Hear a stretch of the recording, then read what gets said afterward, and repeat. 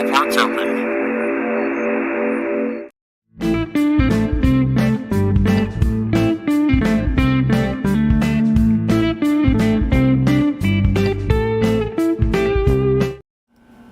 Holy happy hour, Batman. I am Father Ben. I'm an Episcopal priest and co-founder of the All Ports Open Network and Apon Games. On this show, I am joined by heroes of the gaming and geek world to talk about all kinds of things like life, faith, spirituality, game design philosophy, and whatever comes up with the guest who we have on the show. Speaking of which, we have another great guest tonight. Richard Ruane of Rook Studios is joining us in just a few minutes.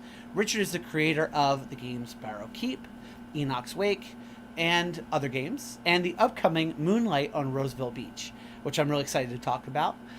It's a really cool queer horror game. We'll get into it with Richard in just a few minutes. I'm excited to also dig into his backstory, as well as like kind of his game design philosophy and some other stuff that I just found out we're going to talk about and I'm really excited about. So stick around and you won't want to miss it. We're just going to get into that in just a few minutes with Richard. Before that, I do want to say that this is the last episode of Holy Happy Hour Batman before the end of the itchfunding campaign for my game, Broken, a tragic romance game. Since last week, since our last episode last week, we fully funded the stretch goal that we were working for, which is a set of 6 scenarios written by some really exciting designers. So we are still in the last days of the campaign. The last full day of the campaign is the 17th. So you got like basically 2 more days to back the campaign, to grab the game for the price that's at right now, which is $15 or more to support us during the itchfunding campaign. So yeah, there's also 3 rewards left, only 3 rewards left, to play a game of Broken with me, the game's creator.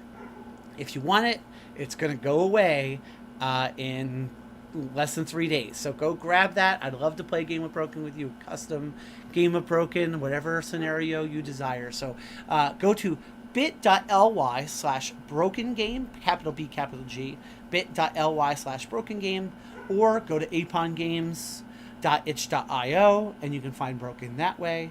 Or go to apongames.com and you can find it that way. If you want that $50 reward to play a game with me, you're going to have to scroll all the way down to the bottom of the itchfunding campaign page to check it out. But yeah, no, check it out while it's still live. There's a great playlist by Sam Lee on there that's like the official playlist of the game. You can read the bios of the creators who are going to be working on those stretch goal scenarios.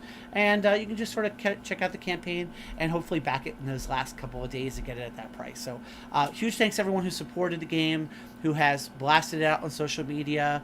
Really, really appreciate it. Yeah, it's been a really great experience, and I'm thankful for all the love and support for it. And also my dog is really excited in the background. If you hear that, I don't know what's going on. By the way, if you go to apongames.com, you can see our beautiful new website for Apon Games, and you can sign up to get updates for all of our Apon Games releases and everything going on at Apon Games. If you sign up to get updates, just pop your email address in, confirm it, sign up to get updates. You will get a 10% off coupon code for the Jumpstart Guide for New Kurai City, which is our brand new cyberpunk-themed system-agnostic campaign setting. It's written by J.W.G. Wise, who wrote The Hard Lessons and the audio drama Weeping Cedars. It's a really, really good jumpstart for a campaign setting, and we're going to be doing monthly releases for New Kurai City on Patreon. So yeah, you can actually get the free version of the Jumpstart Guide if you go to patreon.com/allportsopen, or if you you can get a preview of that if you go to find it, search for it on DriveThruRPG. You can find it that way too.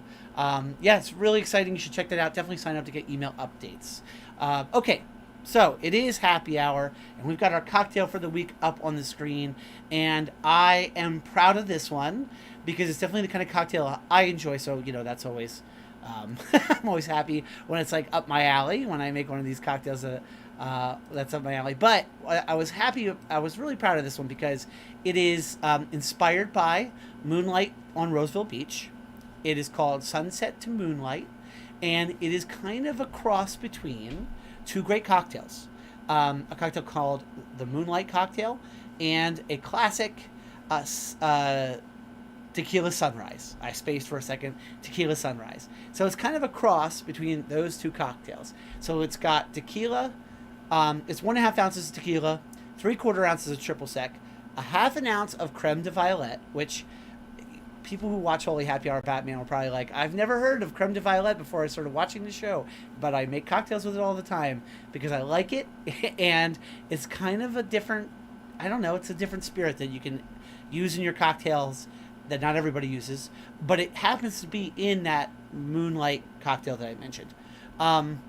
And then a 1/4 ounce of fresh squeezed lime juice, always fresh squeezed lime juice, and a 1/4 ounce of fresh squeezed grapefruit juice. And so basically you're just gonna, this one's simple. You're not even gonna break out your shaker for this. You're just gonna combine all those ingredients with ice in like a low ball or a highball glass, whatever you have on hand. Garnish it with a cherry, and I said in the directions, you're going to enjoy the sunset while you make it, and then wait for moonrise. So that's my cocktail for the week, sunset to moonlight. I really like this one. It's really good. It's really good. It's a pretty simple cocktail too. I know it's got a few different ingredients, but it's nothing too crazy. If you can't do the creme de violet, it's still going to be it's still going to basically be a tequila sunrise, so you're still going to enjoy it. So yeah, that's the cocktail for the week. Remember, if you do make it, you please tag us on social media. Let me know about that. So all right, without further ado, I am going to bring our guest Richard on the show for the week. Richard, welcome to Holy Happy Hour, Batman. Hey, thank you so much. It's really great to be here. Yeah, thanks for making the time to come on the show. So I made you wait to hear the cocktail recipe until I did it live. So I don't know. What do you think? Does it sound? What do you think of how it sounds? I wish I could be at home to kind of make it. I'm also realizing that I'm both out of tequila and out of grapefruit juice, and I'm a fan of the aviation, but I've never owned creme de violet. Okay. Yeah. So So I I'm a big fan of New Liberty Distillery, which is a Philadelphia distillery, and they made a creme de violet they keep in stock, and that's kind of how I got. The aviation is a classic cocktail with that in it.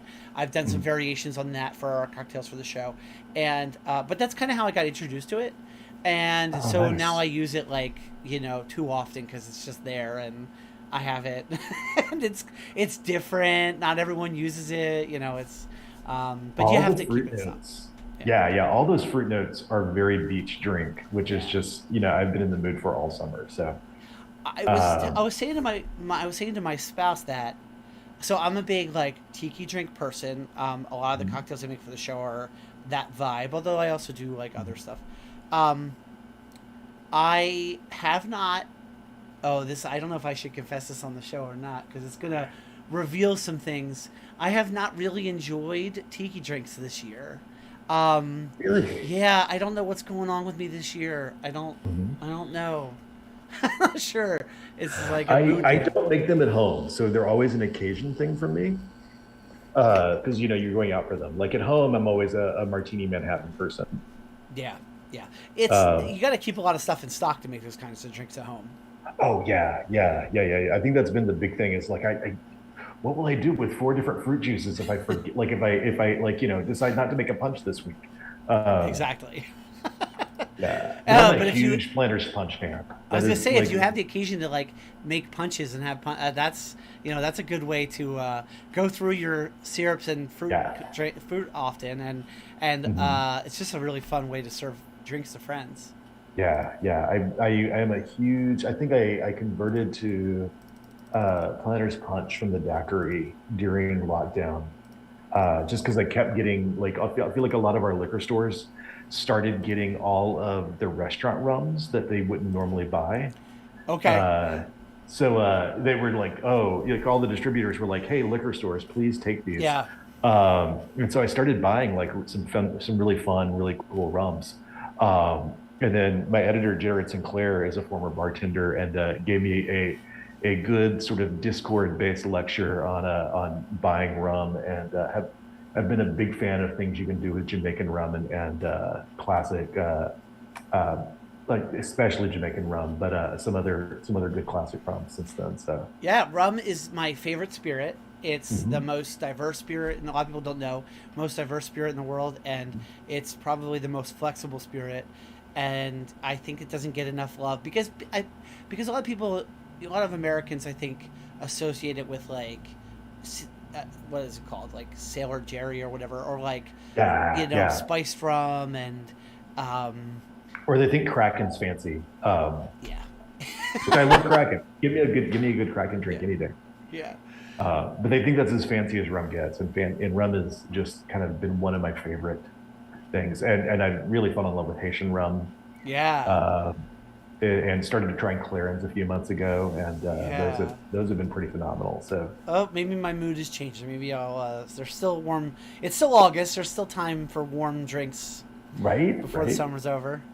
hmm Yeah, so yeah. that's awesome. Well, all right. So for folks who aren't super familiar with you, do you want to give us a little bit just a little bit about who you are, kind of what you Mhm. got going on, and then we can kind of dive into the details. So my name is Richard. I am by day I am a consultant in e-learning for college, working specifically with colleges and universities. And I've gotten to work in the Philadelphia area several. I live in New York City, but I've gotten to work in the Philadelphia area a couple of different times Oh, cool. on some working for both doing some work both for Widener University and the University of Delaware several years ago. Yeah. And it's been too long since I've gotten to travel to Philadelphia on a regular basis. Um, and uh, I started in games. I mean, I started playing D&D with sort of the Mold Bay basic box, and then sort of drifted away from that. Came back in the '90s to play lots and lots and lots and lots of World of Darkness games. Okay. Had really sort of fell in love with the World of Darkness games. Got to do a little bit of work for White Wolf right before the end of the original World of Darkness line. And I got to do a little bit of work on Hunter as an editor, and then the Mind's Eye Theater line as an editor, and then a little bit of writing work on Mage, the Ascension, and just as on supplements, not obviously not the core book. Um, and then sort of got kind of burned out. I moved to New York City during that time and sort of really struggled to find a gaming group I resonated with. And that sort of got burned out on games in the process. And then really came back to, and did a little bit of gaming over the years, but then really came back to gaming when I discovered a really fantastic friendly local game store here in Brooklyn in 2012. And they're going on their 10th anniversary or more this year. They've been open for more than 10 years. Cool. And just been a phenomenal place. And a lot of game designers and streamers and podcasters have sort of come out of that one little store just because they've been just such a phenomenal place, the 20-sided store in Brooklyn. And so that's a lovely shout out to Lauren Yeah. opportunity right there, and Louise for just opening that incredible store. And then really started to start publishing again the Gauntlet Codex in 2017. And then did my first actual game that I wrote in 2019 via Codex, which was a big thrill. And that was Dark Designs and Verdigris. And then did my first Kickstarter for Barrow Keep in 2020. And it's sort of been sort of a wild ride ever since. Nice. That's awesome. Yeah, it's interesting. We end up having people associated in some way or another who kind of like found their feet or in one way or another through Codex. It seems to happen. Yeah. It seems to be a recurring theme. um, uh, yeah, that's awesome. Can you say the name of the bookstore or the local game shop again? Oh, 20-sided store. Yeah, they're phenomenal. They're right there in Williamsburg in Cool. Brooklyn. So if you're Maybe I in the can city, find a link to drop in the chat. in fact, I will be able to Oh, cool. do that real quick. Awesome. Yeah, very cool. And you said it's in Brooklyn. Yep, right here in Brooklyn. Well, I'm not in Brooklyn right this moment. Oh, sure. That's Manhattan out the window behind me. Yeah. Uh, uh, yeah, and so I just dropped that into Awesome. the Twitch chat. But yeah, 20-sided store, and I think it was my very first time being interviewed on Twitch was at Lauren when during lockdown. Lauren started a weekly stream, and I got to go on there to do several sort of Kickstarter launch announcements and things like that. Yeah. So Really cool. Really cool. uh, So you're mhm. amping up to do a release for, as we talked about already. You know, for and now my brain does this. Moonlight on Roseville Beach. Yeah. What's the plan for when is that? When can people expect that? Maybe Yeah. tell us a little bit about the game, that kind of thing. So I've been trying to keep texts going out all the time, but we just dropped the final version of the the quick start. Um, and that's so we did a rough quick start website, just an HTML version, at the time the Kickstarter launched. And I am not a layout person by any stretch of the imagination, and I know that have been doing this long enough to know that you don't edit your own work. So that had not been to an editor and had not been through layout. And thanks to the Kickstarter, we were able to get one of the stretch goals is we were able to get the quick start sort of professionally looked at Oh, and cool. done. So so we just launched the quick start finally after kind of that process. And the plan is to get Roseville Beaches with the sensitivity reader right now, the full text. I'm expecting to make some changes to it between the time the sensitivity reader gets everything back to me and the time it goes to the Roseville Beach editor, Jared Sinclair, in September. And then we're hoping that Jared will get that sort of done in September, barring any, it's the standard indie RPG thing, barring any, knocking on wood and barring any, Yeah. issues. And we're getting that to Dai Sugars, our art director slash layout person, in October, and then hoping to get the PDF out by mid-November. So right about the time the Quickstarter launched last year is when we're planning to get the final PDF out. And at that point, it will go to printers. And as you and every other game designer in the world knows, going to printer is the big mystery box that we just sort of stick PDF files into and hope that we will eventually get a book back. Yeah. Right. Because especially in the current sort of paper shortages and Right. printing economy. But yeah, this will be my first time doing an offset print run. Okay. So that I'm pretty excited about that. But I have no idea how that will affect sort of like deliverable dates and Yeah. whether that will be faster or slower than the normal mix-em process. Right. So that's sort of the big excitement of the fall. We'll be figuring out that, and that's about the same schedule I think that we'll be following for my other game that's coming out this year, Sherwood. Cool. So both of those funded. Sherwood was a Mhm. zine month game. Right. Yeah. Cool. That's exciting. Yeah. Both those are going to hit print in a similar timeline then. Yeah. Sherwood may come out a little bit earlier just because it's a shorter game with kind of Roseville Beach has 10 other writers Yeah. and I don't know why I launched this during a zine promotion project. And then suddenly there were 10 other writers and there were several stretch goals. And it was really exciting. But I laughed because I think until this year, I had never learned the art of brevity. My very first zine game was 60 something pages, not counting cover. And then the next zine game I did was Enoch's Wake, which ended up being like 80 something pages. And this year is my first year to actually release things that are under 40 pages, which is, just emotionally like an achievement Yeah. for my very wordy soul. Yeah. Yeah. Well, I mean, the game. I'm excited to talk about Moonlight because it's just such a cool vibe to this game. Like the art, the style of it, like just I don't know what better word to use than vibe. Like its whole like feel to it. It just seems so awesome to me. Like I'm just curious, like what was the inspiration for that? For setting it in the summer of '79, like doing the art style, like where did that come from? What inspired you to do that? God, I wish I really understood where it came from.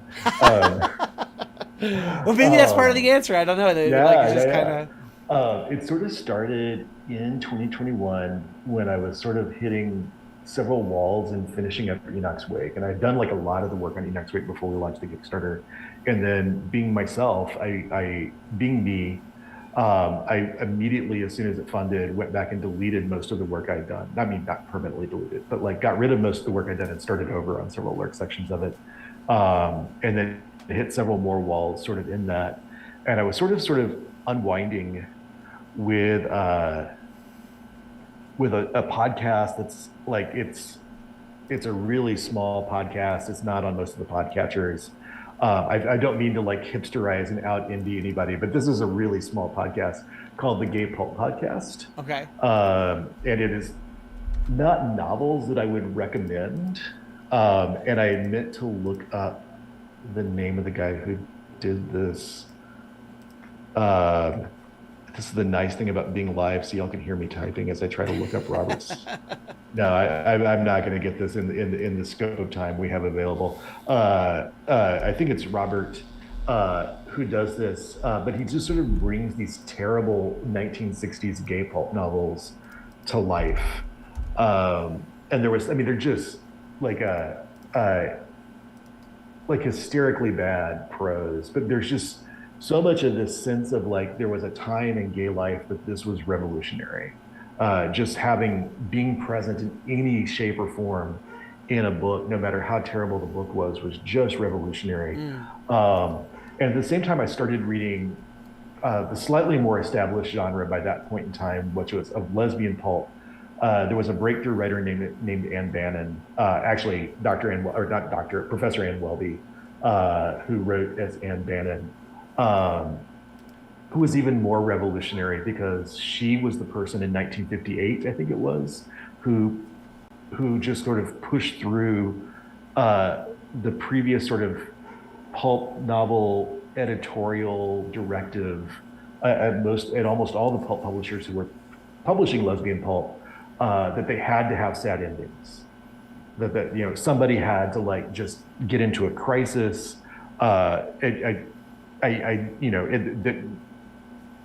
Frequently the characters would self-harm or hurt themselves very badly because they were realizing that they just couldn't be normal people. Yeah. And she was just one of the ones who just said, no, I'm just not going to do that. And she certainly had very sad endings and sad events happen during the novels.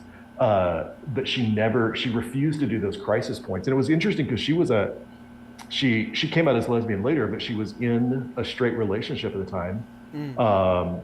And just decided not to pursue that or do that. Those were especially revolutionary and much better written than most of the stuff that shows up in the Gay Pulp Podcast, and way less salacious than Summer in Sodom. I mean, the title. Yeah. The funny thing is, Sodom is Buffalo, New York in the novel. Okay. Which I've given my friends in Buffalo a good hard time about. And at some point in Summer in Sodom, they imply that just every gay bar is just ready to break out into a knife fight at any moment. Oh, wow. That's intense. Yeah. I've never been there. As you say, this is a side of Buffalo I did not know. It's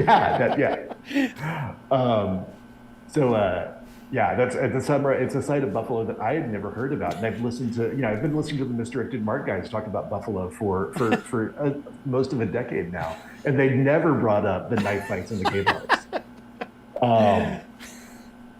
And Jen Adcock never did either, and I really would expect Jen Adcock to have mentioned this.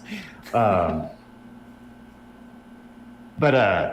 so that was it. Kind of looking back at that, and then sort of thinking about like, so what would happen if these pulp genres cross, like these things like cosmic horror, and sort of the cheesy neo-gothic pulp, got mixed up with these sort of like weird overwrought soap opera, queer soap opera, that genres, kind of proto-romance. I think the Dave Brandstetter novels, and I've forgotten who wrote the Dave Brandstetter, was kind of the first gay PI novels, kind of started in the early 70s and sort of overlap with that, sort of as like, mystery sort of gets broken out into sort of the paperback bookstore category from the dime store spinner rack of pulp. And sort of that all that was sort of meshing around in my brain and thinking about like, so what would happen if and listening to the Appendix N podcasts at the same time and thinking what would happen if we sort of crossed these wires. And then I had done something a little bit like that called Roseville Beach back in for a game jam back in the 2019, right before pandemic, and I've had some fun doing that. And in that, I had chosen 1979, um, specifically because it was a time when gay people could conceptualize winning without having to think about the pandemic of AIDS. Okay. Um, it was a big time when people were becoming very aware of queer people, and Yeah. queerness was um, kind of breaking out as a political force, and like everything was not dominated by the anxiety about AIDS, and like people's response to us was not dominated by anxiety about AIDS. Our lives were not dominated by the tragedy of AIDS. Yeah. Um, and it was sort of it was a to me I think it was a time queer people could conceptualize a happy future. Well, it's very uh, interesting to me that that's the case because, and you mentioned this with mhm, the pulp author with like being able to have like sort of a happy ending or not having to have a tragic ending, mhm, in the context of a horror game with eldritch horror mhm. potentially. I'm curious. That's very interesting to me because that And because so yeah. Sorry, go yeah, I ahead. was going to say the first thing I did that you brought up is I break this classic cosmic horror rule that this is about, cosmic horror is usually a genre about losing. And I decided to make it a genre about, or I decided to make Roseville Beach Yeah. um, a take on cosmic horror that's about keeping it at bay. Like you can't Mm, win. okay.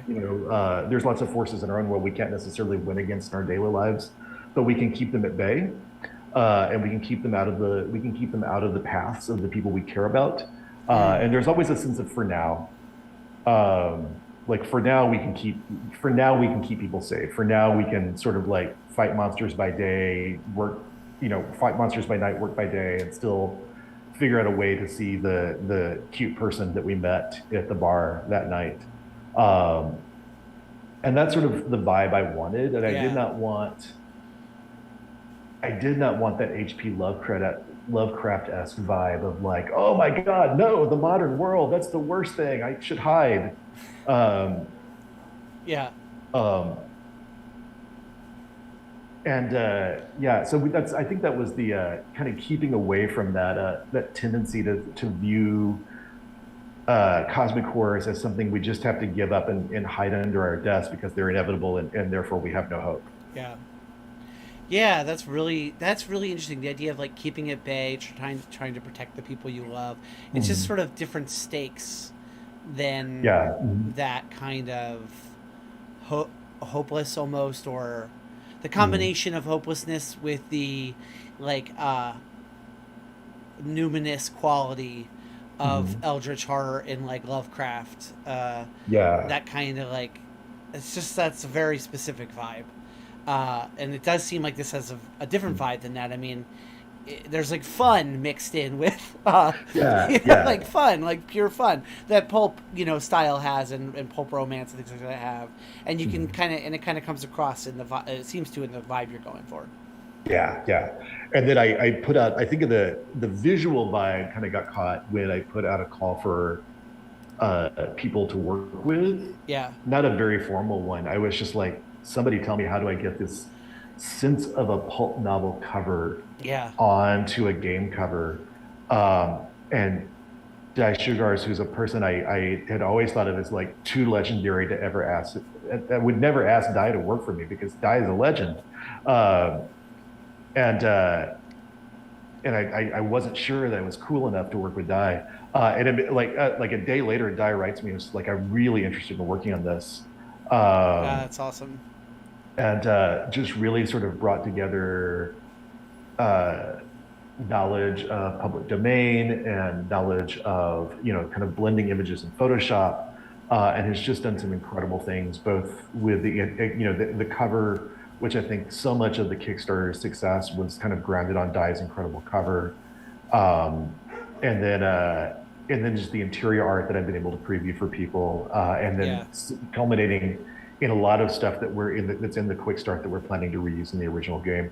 And Dai is just also overloading us with these wonderful visual gags throughout. I feel like on the section where we talk about characters getting their jobs, they're on the beach because everybody in Roseville Beach, all the characters in Moonlight and Roseville Beach are working a day job on the island. okay. Um, So they're not just like there for the weekend; they're there for the summer, working. So as they pick their jobs, Dai sort of designed everything to look like um, an old classic sort of wanted ads section, and surrounded it with all sorts of other ads that would show up in the classified section, including one for a guy named John who waters plants. Um, That's wow. yeah, which is Yeah. stuck in my brain. I Yep. still can't get over that. That's great. But there's just great little like inline ads that are just beautifully done I love that. all Yes. throughout that That's section. so And then cool. section pages and section headers have just been incredible. Um, and just so much of that sort of visual reference has been there. And then you mentioned working with Sam Lee previously. Working with Sam Lee on the soundtrack has been fantastic. And then all of the writers I hired have just delivered such really fantastic stuff, kind of coming from um, their own perspective. Some of them kind of skipped over um, the classic cosmic horror and went back to Greek mythology. Sean F. Smith sort of dipped into the Jenny Greenteeth mystery of, or the Jenny Greenteeth myth of kind of UK mythology, and then sort of brought that in a very humorous way to a very cute sort of queer take on Jenny Greenteeth. Kat Raman did this fantastic, very meditative mystery about the famous Greek goddess sorceress Kirke intervening in Roseville Beach. And it's just been a blast Yeah. working with all these different perspectives, and really not having that sort of big publisher need to bring everything in line and make everybody's work sort of limit or look like each other's work. Yeah. Letting everybody sort of do their own thing and kind of structure mysteries their own way. And so I have some that are kind of classic, like, hey, here's what happens first, here's what happens next. I have some that are very sandboxy. So I've just really had a blast, like looking at different people's uh, kind of work and sort of experiencing that. Maxwell Lander did one that's no mythic references at all just no classic mythic references at all, but all just a reference to the tension between metal, punk, and disco. Okay. Yeah. That's And awesome. yeah, and it's just a nightclub slash bathhouse out in the woods gets taken over by a summoned being of strange origins, who is inspired by heavy metal, and has just kind of turned it into sort of this surreal heavy metal cover uh, wonderland inside. So people are disappearing into there because they're having sort of they're going into this sort of surreal heavy metal cover of a space. Um, and that's something Max was able to bring in, and it's just been seeing what different people have brought to the project has been really incredible. And getting to work with fiction writers, one of the things I'd wanted to do for a long time is do a game that included a lot of flash fiction, and getting to work with Bindi Barrett and Aaron Roberts and Sharon Biswas and Enoch Bash has just been incredible. Just doing a handful of those pieces, just kind of section separators. Yeah. Uh, That's all really awesome. I mean, people. I think if people haven't really checked it out or whatever, but the mhm. art is. I think the art the saying the art almost feels the way everything has come together. The vibe, the art, the layout, just the presentation generally is so evocative. It's so compelling. I'm not.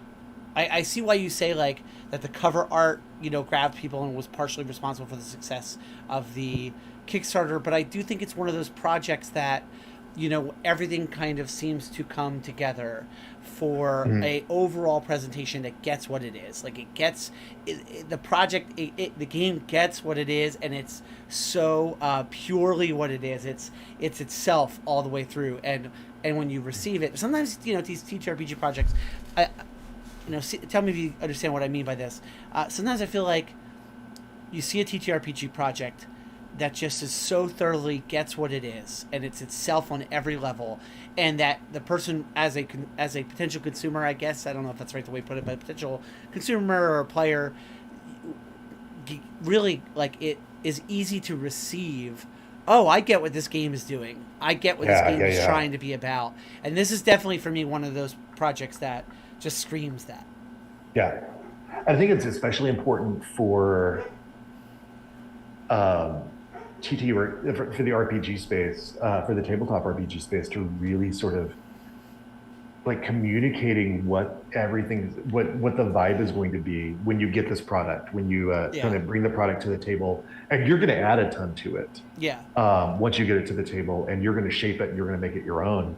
But sort of communicating what they're going to get from picking this up is super important, even for free products. Mm. Um, Mm. is really sort of like being clear and enthusiastic about sort of what you're bringing in and what you're sort of putting out there. Yeah. Um, and has been such a was the really exciting thing too, is because I frequently didn't know what I was putting out until I saw what other people were doing with it.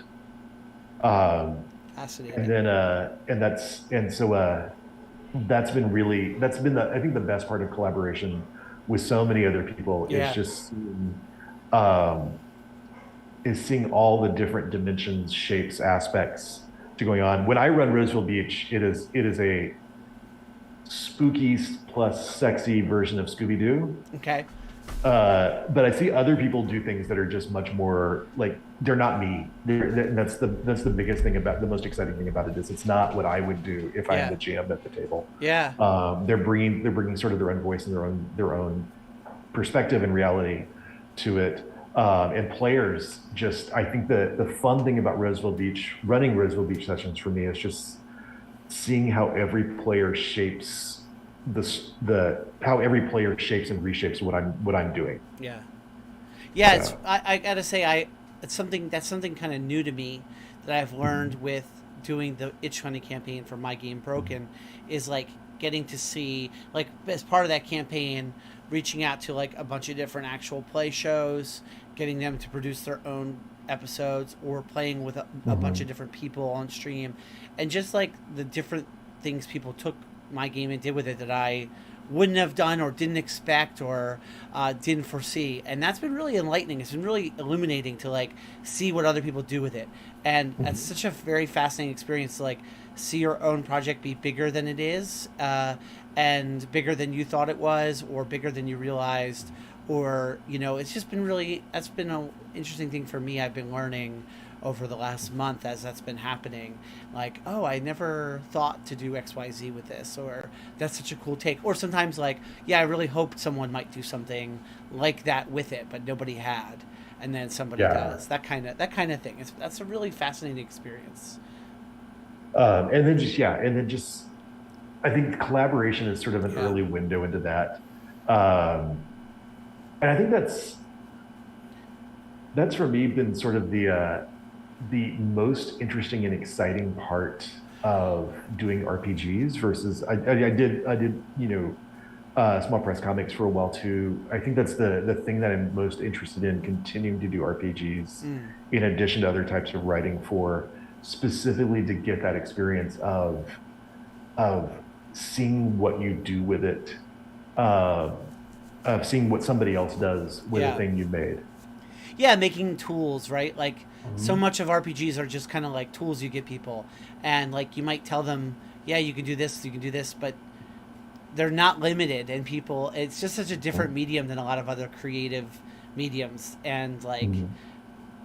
I'm trying to think of comparable things. I mean, I guess if you write a song, you might be like really surprised by the ways people cover it or the versions Mhm. people do. That could be a similar thing. But TTRPGs are just so freaking flexible that you can just do Right. so much. It's wild to me. Mhm. It's just wild sometimes. But I'm curious. So you have romance themes in a number of your games.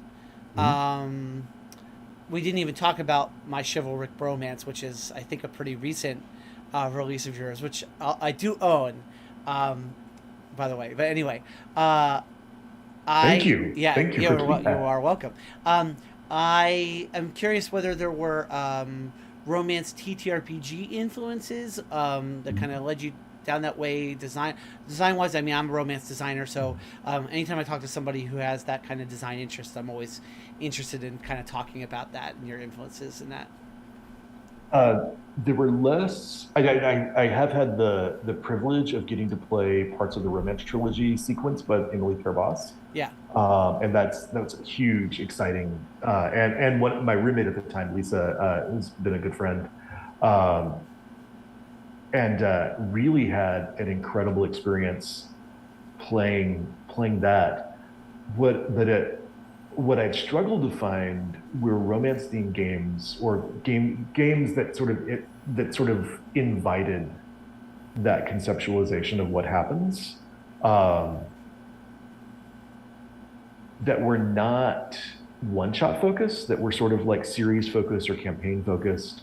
yeah, Um, and and I love so many of the one shot focused games, yeah, but I wanted to see kind of what I could do with my love of kind of a series game or a campaign game. And I had Good Society being one of the um, big obvious exceptions to that, for me in my experience. And I keep finding out that there's just hundreds of romance games out there that yeah, I have not even got to touch, much less play, yeah, or read yet. And I know Adira is done a ton in yeah. that world. My friend Sharon has done a lot in that space. But I think the one I kept coming back to was Good Society because it was so focused on series or campaign play. Yeah. And I hate to call it campaign because it's not at all related to a war game. Oh, Um, sure. uh, but uh, but Good Society is the one I kept coming back to, um, and I really wanted to kind of bring that into a much more facilitated space because Mm. Good Society is does not have a strict facilitator role. It has is kind of its allowances for a facilitator, and it certainly operates well if somebody is sort of facilitating, but they're still playing with their own character and their own sort of supporting cast and things like that. Um, so I really kind of wanted to see what it would be like to bring that, and also invite it to be a B plot based on, and of course, I hate to say plot because I feel like every character, um, and that kind of, I think, brings in something else I was thinking about too. Every character in an RPG is sort of the main character of their own story in a lot of ways. But I also wanted to sort of do something that was romance focused that allowed people to still be the main character in a story, if they weren't going to get excited about that being what happens to their character. Like if they're much more interested in solving a mystery, they're in a mystery story and they're with romance overtones. And uh, if you're another character, you might be primarily in a romance story, but there's a secondary mystery B plot, Yeah. which are some of my favorite queer romances are KJ Charles's sort of romance mysteries. Um, and I think I was talking with some other friends one time, and I realized, like, hey, the difference between a paranormal romance and an urban fantasy is not the external reality of what's happening in the world. Frequently, that's almost the same. Like you could write a straight up sort of faction mystery driven urban fantasy that has the same events happening in the world. What's different is what's the focus of and important to the characters. And I really kind of wanted to create a space where that was a decision the characters made. Like, is this, where's my focus? What's my ambition? What's my goal? And not necessarily in a mechanized way, but just kind of create a space. And I found that when you compress your location, um, to something very small and manageable, you get some really cool things without even necessarily needing to mechanize them. You just get stakes in the environment. Um, and then as soon as you sort of expand out, you've got to do extra work to, as soon as it becomes a global scale, Mm. you've got to do extra work to create those stakes. Um, like as soon as we see it in comic books all the time. As soon as things become sort of cosmic level superheroes, you constantly have to like back up and remind the reader that these people have like a home life. Right. But if they're, the small town hero thing, you never have to remind the reader of that because Right. they're always there Right. in that small town doing the thing that they feel like needs to be done. So I found that when you compress the space your characters are operating in, you get, even if you're not really looking at romance, you get intimacy with people in the environment in a very organic sort of way. Yeah, yeah, Um, yeah. So it's interesting. I definitely have had conversations with people where I've been like we've talked about how I'm. It's a it's weird to me that we in to use the TTRPG word campaign, but in like a long form, not one shot style gameplay, Yeah. that there's not more play that has to do with.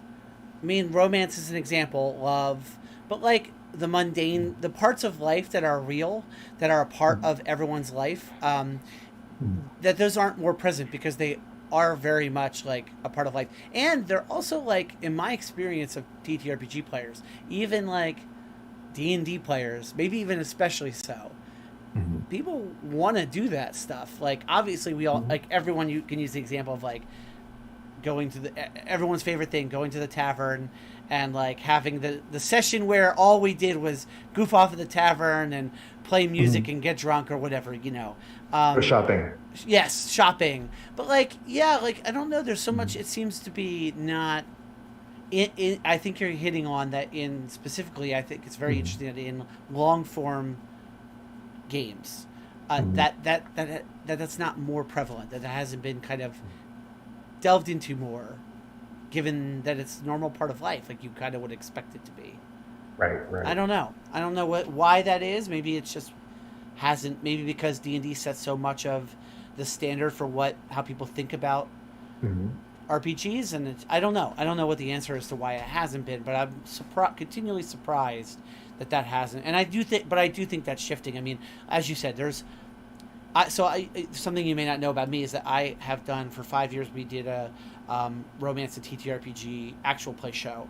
Oh, really? Yes, so called Pot of Love. My spouse and I started it together.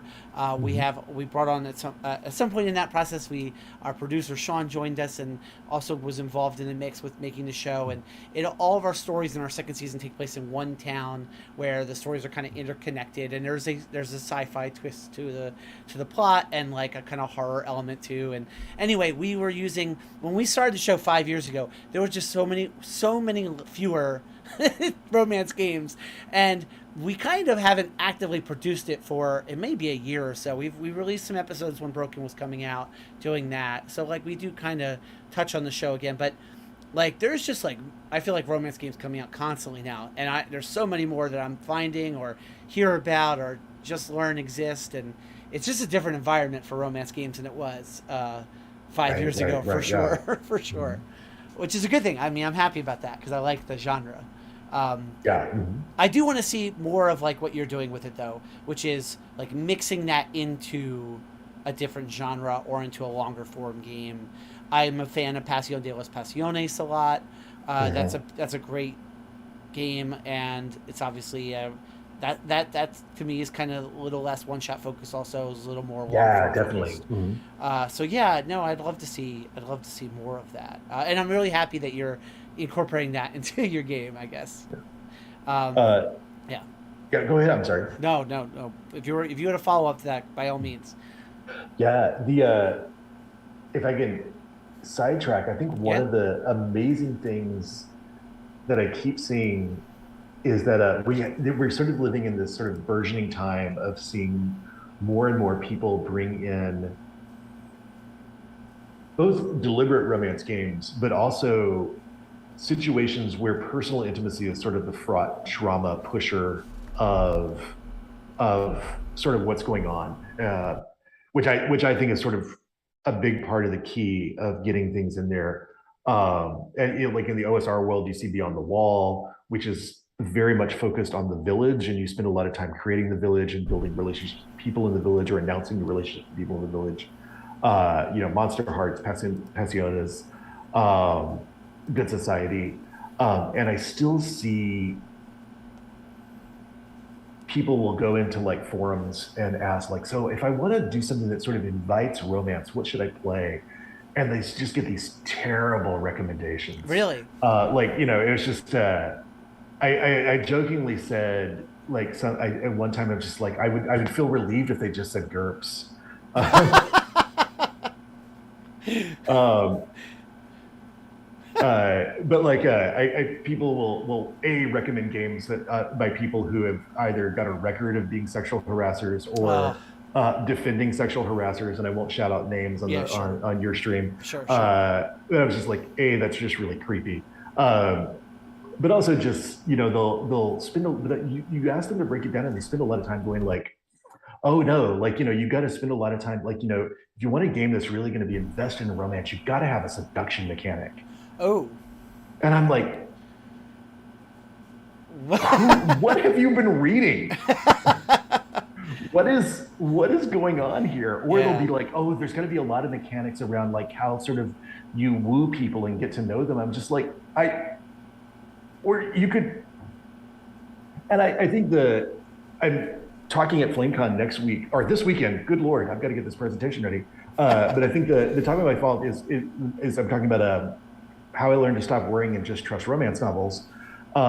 Because in a romance novel, there's never, there's no sense of like two people like, will they or won't they? Because you're getting a split perspective on the two leads, that they're into each other.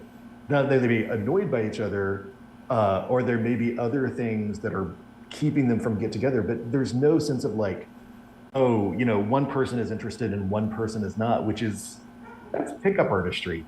That's not romance. Right. Which is just this very sort of strange, sort of vaguely disturbing notion of how romance plots work. Mm-hmm. So in Roseville Beach, I actually, because people go, what's your romance mechanic? And I don't really have one, but I put a romance reaction roll into the GM section, which is really just like like if the player says, I am interested in this person, so what needs to happen? The GM can either do something on their own, do whatever makes them comfortable. And I tell the GM, like, if you're not comfortable with this romance plot, don't do it. Yeah. This is an NPC that you have to play. So if you're not comfortable with this plot, don't do it. But if you just want it to be a little bit more fraught than just saying yes, there's essentially the whole reaction table is just like, how bad is the bullshit going on with this person right now? I'm sorry, Ben, I didn't ask if I could swear. You're good. You swear away. But like, how bad is the bullshit going on with this person right now? Is it all just sort of minor stuff that the PC can help with? Is it just all sort of interior issues? Are they being haunted by a monster? What is the bullshit that like getting involved with this person is going to like require dealing with and talking about? Which is there's no chance that like if you've decided this would be a good thing, that it's not about the person saying no. It's about like, okay, so now we're going out. What's going on? What are the challenges of that? Oh, I love that in a horror. I hadn't thought about it that way before, but I adore the idea that like in a horror scenario, a horror themed scenario, horror themed game, the idea that like, I would really love to go on this date, but like this horror thing is happening to me, and therefore like it's really complicated right now. So there's this is a good question in the chat, by the way, and we can address that and then maybe shift gears because of something else I want to get to while we have time. But this question in the chat, Mosberg asks, does the unsocial nature of our current culture contribute to the romance boom in games? Do you have a take on that? I don't. It's a good question. I will say I think it's less than the lockdown. I think it's a big shift to over-reliance on the internet for dating, and at the same time that all those internet sites are really gamifying their interface. That's interesting. In really sort of like emotionally destructive ways. And I as a person, we won't talk about how old I am, but I'm over 30 and I'm single, and like trying to date without engaging online is almost like where do I not do that? Right. But at the same time, it's just like everything is like not in the 80s sexual sense, but in the gamified contemporary sense. Everything is about scoring. Everything is about like, oh, did you match? How many matches did you get today? And it's just like there's all this pressure to match with somebody and without ever like thinking about who it is. Um, Yeah. uh, and I think that's part of what sort of leads to romance games.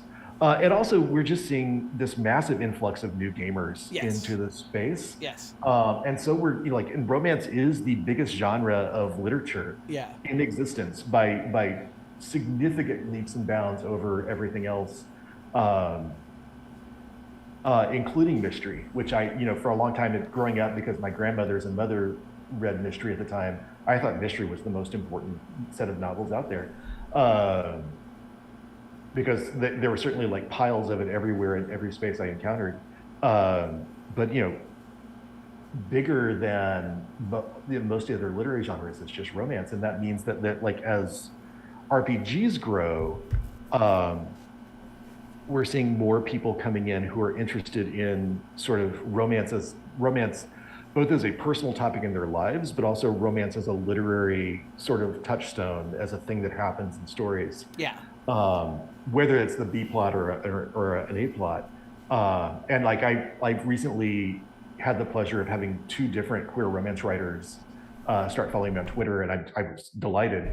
Um, and and just kind of getting to see the volume of interest in romance as a genre, its explosion in the self-publishing world, which means that you no longer have to like hold up a romance cover and read it on the subway to be so you can just casually like hold up in your iPad and look like you're doing important work on Twitter. Um, Yeah. uh, I like that. and so you just the constant growth of the romance thing and then explosion of RPGs, I think, is hitting its point where um, you're seeing new people come in who have their own sort of literary taste and own interest. Yeah. Um, I completely agree. I also think that there's, this is coinciding with just like the indie TTRPG boom in general.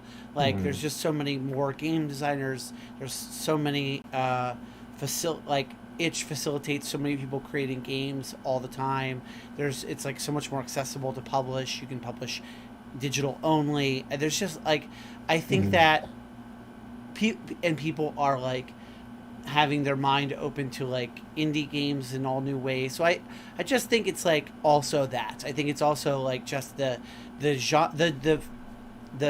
TTRPG scene in general is just expanding very rapidly, and so it's just like there's all kinds of new games of all genres, and mhm. like we're just seeing romance games sort of booming at the same time as that.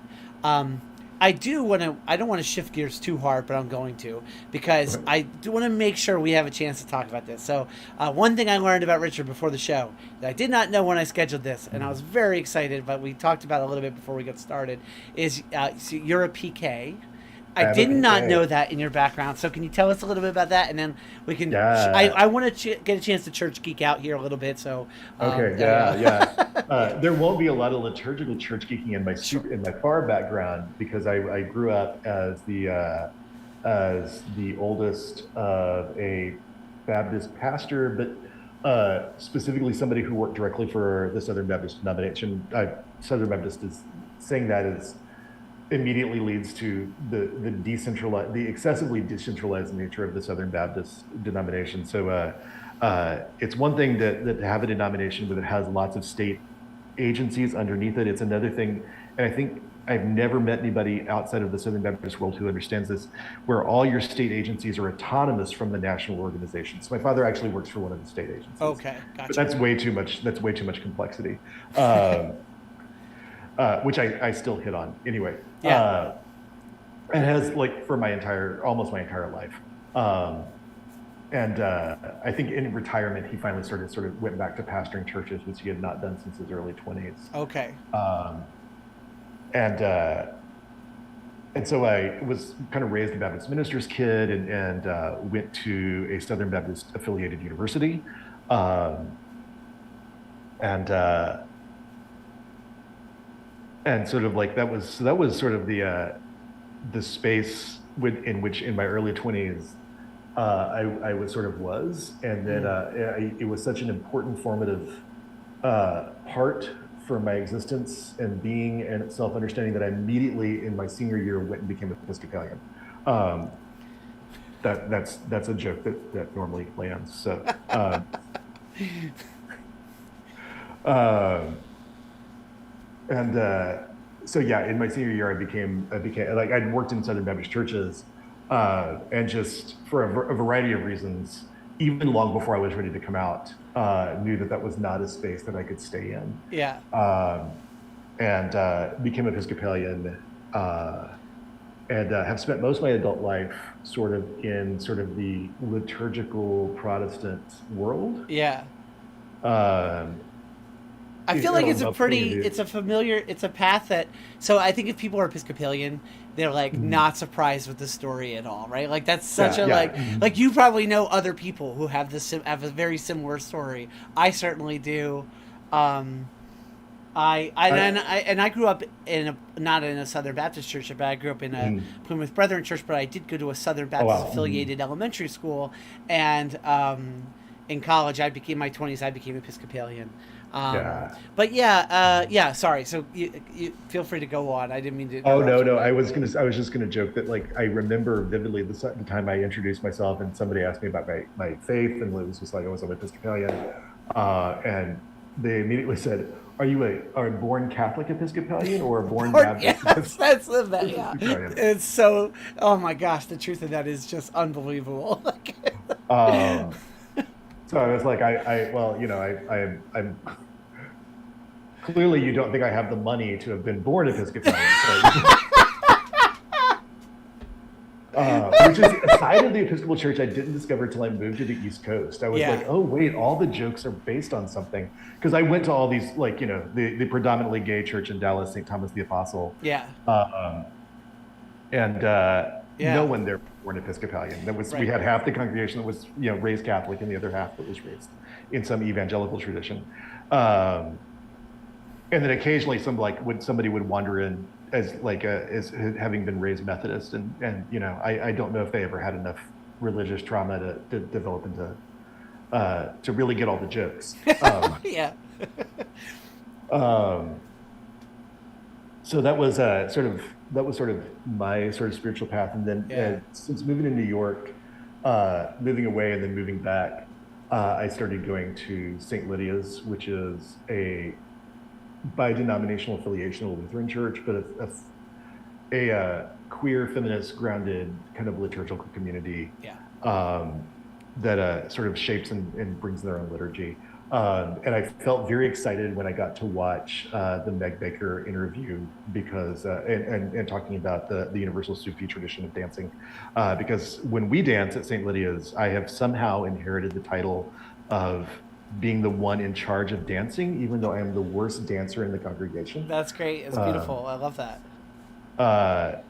And somebody was like, I had never seen Richard be so gay as when he reads dancing. But we do something that's very much inspired by faith traditions about sort of circular dancing. We inherited sort of our method for doing it from St. Gregory of Nyssa in San Francisco. Yeah, in San Francisco. I don't think I knew the dancing elements of St. Lydia's worship. We only do it at Easter. We are not as broadly, and we do it for most of the Easter season, but we don't do it as much as St. Gregory of Nyssa does it every Sunday. Right. We just do it Sundays and Easter. Yeah, if people don't know, people who watch this don't know what we're talking about. Like, I would say you could look up St. Gregory. If you want to see some really interesting stuff and you don't think of Episcopal Church, especially if you have a conception in your mind of what the Episcopal Church is, which is like a frozen chosen type of worship, certainly look up what St. Gregory of Nyssa worship is like, because it's very, very different. And then I couldn't recommend more people research St. Lydia's, which is such a really amazing and powerful ministry. And such a different way of thinking about church, and such a different, kind of liturgy. I became familiar with St. Lydia's in part because I was in New York, but also because I went to New York to seminary from a Lutheran seminary in Philadelphia. So I was already all my like seminary friends were basically Lutheran, and they all knew I was going to New York to go to my Episcopal seminary to finish my seminary training, and everyone was like, "You got St. Lydia's is the church to go to," like that. Like that's all anyone said. When they found out I was going to New York was, you got to go to St. Lydia's. How long have you been worshiping in St. Lydia's, if you don't mind me asking? Like, and maybe you don't know the answer off the dome to that, but 12 years now. yeah, it's a long time. Yeah. So it feels weird because I remember being the newcomer, and Mm. now I'm the old person. Yeah. Um, at the gentle age of 25 that I am. Um, I'm just curious you're also in, when you said you went to New York and then you ended up at St. Lydia's, one of my thoughts was like, New York is, I went from Philadelphia to New York as an Episcopalian, and the Episcopal Church here is very different than the Episcopal Church in New York. Like the Episcopal Church here has this low church tradition, has this Reformed tradition with like Christ Church Philadelphia, and is very like tied to the Revolutionary War period. And there's like a strong independent streak in this diocese. And New York is so different. It has that kind of high church background. It has a very like it has the Samuel Seabury tie to the Church of England and Anglicanism, and it's just a different animal altogether. And but it's also, New York is kind of like, what's a sensitive way of saying this? I mean, it's kind of like some of the most incredible Episcopal churches are in New York. yeah. So you went to New York, but you're at a Lutheran church. So I'm just curious, like, what about St. Lydia's pulled you in? Like, what pulled you in and kept you there, I guess, are kind of two sides of the same question. I think it was partially that I sort of got to New York, and this was my second time living in New York, and I'd really struggled with church identity that first time in New York because I was very excited to be a place that's very high church. I've always sort of identified with sort of the broadly Catholic side of the Episcopal Church, and had been very much in love with liturgy and just ritual. And sort of both the aesthetics and the space of a very liturgical tradition, which was a very healing balm after coming from the evangelical tradition, which had a very specific sort of aesthetic and vibe. I needed something that sort of moved me away from that and pushed back on that and sort of recentered the way I thought about religion and religiosity away from sort of an evangelical perspective in a very direct sort of way. But there's large portions of sort of Episcopal life in New York that have not been in my sort of sphere or zone of churches I go to. But I feel like there were a lot of south of Central Park churches in Manhattan specifically that had a tradition of being sort of church from below or church for the people, but have sort of lost their space and direction in that over the last 30 years as Manhattan has gone from being like a place that is increasingly wealthy to a place that is increasingly ultra wealthy. Yeah. Especially lower Manhattan. Yeah. Which is like kind of living in Brooklyn. That was sort of the place that had queer friendly, welcoming churches.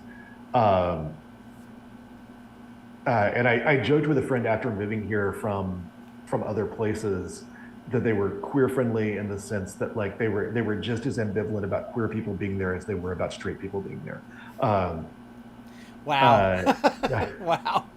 Which is probably a very vicious thing to say, and I probably will live to regret it. But No. that was sort of like the vibe I kept getting. Like as you go to places as a newcomer and you're not with somebody, because I'm just new to the city, and people are fairly ambivalent about your being there. Yeah.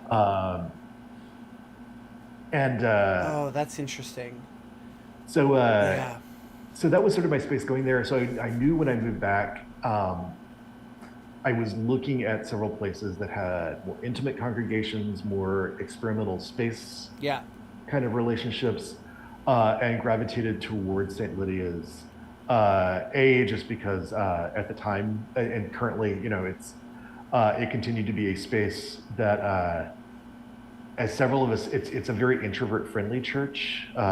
We eat together, which is for a lot of introverts a way less stressful time than sort of like structured socialization time, Yeah. because it's just as easy to like to be a listener in a conversation while you're eating with people than it is to Yeah. like not constantly be pressured. And that eating together is very central to our being there, and what we do. Um, to the work, like to everything we do, so at a worship service is eating together is very much the central activity. And I think a lot of people who were introverted found that like eating together and working together, because we don't have designated cleanup people, we don't have designated setup people, we collaborate on that just based on who shows up. Mm. We have a designated cook, Sure. but everything else is sort of about setup and cleanup is improvisational and just kind of done as a group. And the eating together and working together is just so much of a balm to the introvert soul, where it's not the introversion hell that is as being like standing in the middle of a coffee hour not really sure Yeah. who you should talk to or where you should sit or where you should gravitate toward. Yeah. And or like the kind of the forced greeting time, like, so who's Yeah. new here? Oh yeah. Well, there's that. I was thinking of even the peace, the idea of sharing the peace, and suddenly, like, Mhm. again, it depends on the kind of congregation you're in, Mhm. because you might be in a congregation where the sharing the peace is kind of like you look around at the people right next to you when it's over, or a congregation like my own where I happen to be the priest. It's like the entire congregation, and it's not huge. The entire small congregation is going to peace every single other person present, which Mhm. can be maybe that's a little bit of structure, so it's not as bad, but it can be intimidating for an introvert visitor. But the Mhm. worst has got to be, for I would think, for that, the like, if you're visiting today, stand up. I'm gonna call you out. I'm gonna have you stand up right now. I'm gonna walk over to you, make you tell everyone suddenly without having warned you in advance to say who you are, like what you're doing here, that kind of thing. I've seen it done before. I know churches that like pride themselves in doing that, and Oh yeah. I've heard lay people say like, "Wow, that's such a." I've heard people who were visiting churches who had that Mhm. done say, "I loved that they did that. That was such a great Yeah. experience." But my mind always goes to the person, because because I have anxiety too. Mhm. I have an anxiety disorder. Like, I would die, I would, like, die in that moment. Like, so I would not do that to someone.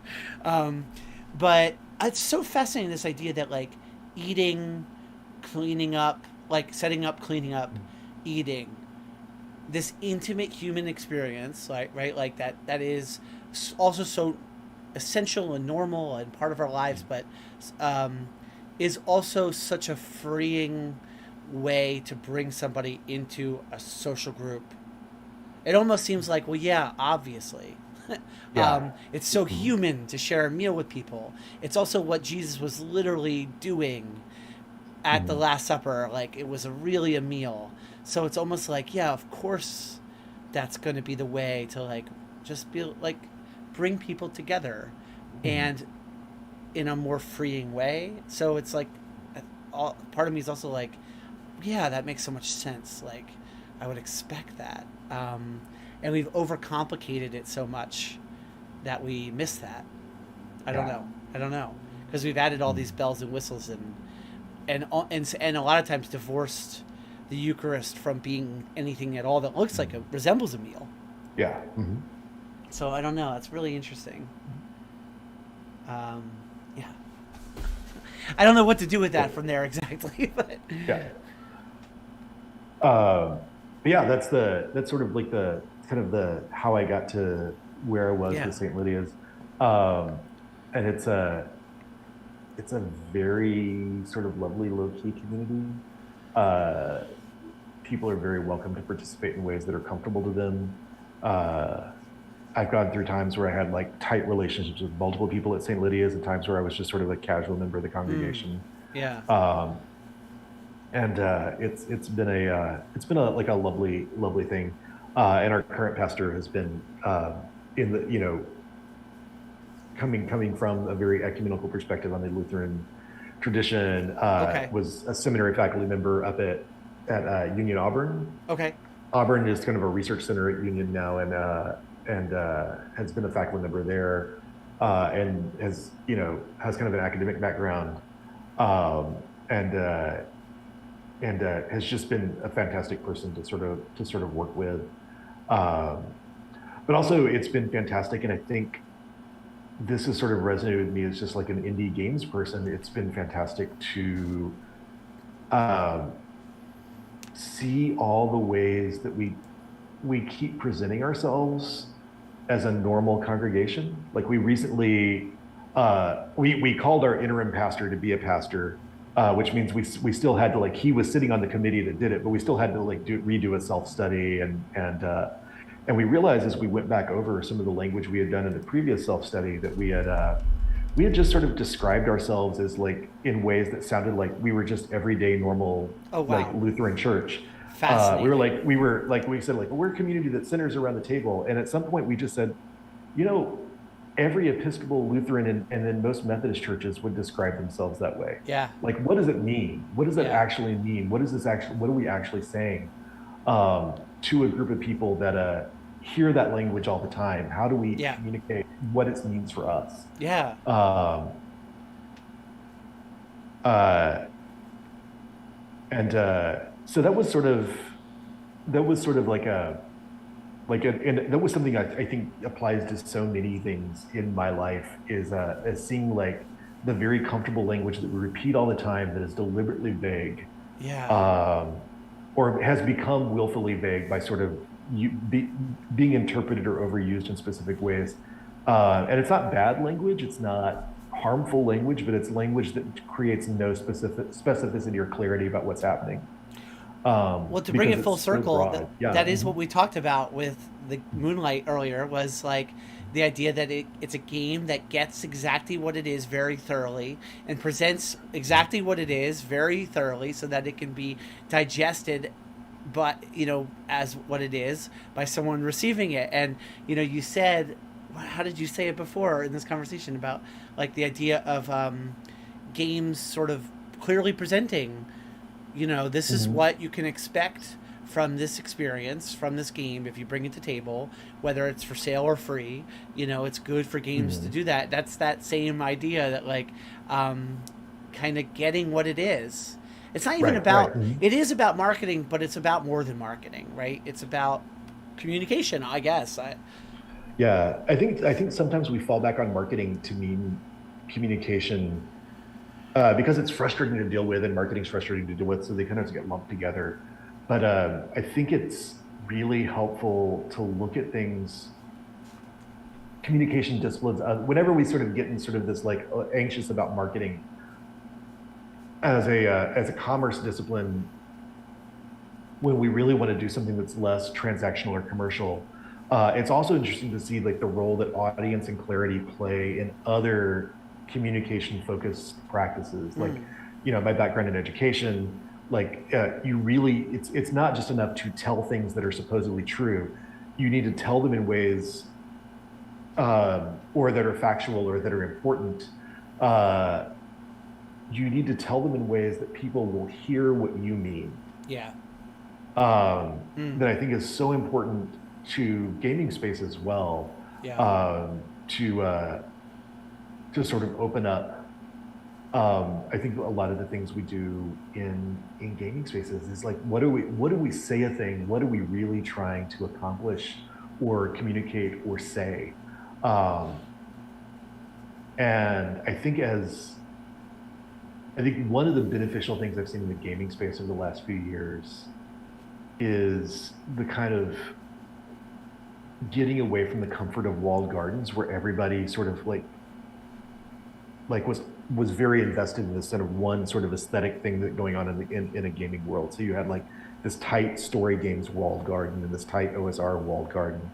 And I think as we've moved away from that, where we have fewer and fewer of those walled gardens, we just get to um, we have discovered the need to communicate clearly what we're talking about, and not fall back on in-group language. Um, and at the same time, I think one of the things I've seen or discovered is that frequently that in-group language is not as specific even within the group. It's just a way that we try to agree not to fight with each other. Yeah. Do you want to say that more? we Yeah, don't. say more about that. Yeah, I'm still kind of unpacking it myself, but I feel like like there's a tendency to say things like, "Hey, we're a game that's all about like focusing on like genre emulation." Mm. Except none of us really know how to define a genre or what emulating one means. Or and as I talked about with some friends recently, different genres actually define and constitute themselves in structurally radically different ways. Mm. Some science fiction is driven by tropes, and there's some general structure of things in a very broad sense that happen across a lot of science fiction stories. Um, but really, the tropes are what holds that kind of genre together. Yeah. Whereas mystery and romance are very much held together by their structure. Like they both have some tropes. You could discard those tropes, and fans of those genres would still understand the stories you told as parts of those genres, even with the tropes discarded, Mm. because they're so driven by the structure of the story that's being told. Whereas science fiction, you could have a structure, but if you did not get the tropes together, you can shift structure in science fiction a lot, but the tropes missing is what sort of makes a science fiction fan go like, what's happening here? Mm. Science fiction can include both the classic sort of big science fiction novels of space opera, I think, but it can also include like a really intimate little story like Joe Walton's Like Among Others, which is a tight, intimate little like just relationship story of a different set of relationships and thinking about how decisions in your life branch out. And sure, there's also some time science fiction going on there, but really they're relationship driven little personal stories. Yeah. So what does it mean to emulate a science fiction Right. novel versus emulate and I feel like when we come out of those walled gardens, suddenly we can't just use those kind of like words cheaply anymore. Yeah. We actually have to like really think about what is clearly communicating to the people we want to talk to, Yeah. what I'm doing. So we can't just kind of fall back on, but also realizing that when we were doing it before, we were not ever as clear as we thought we were being.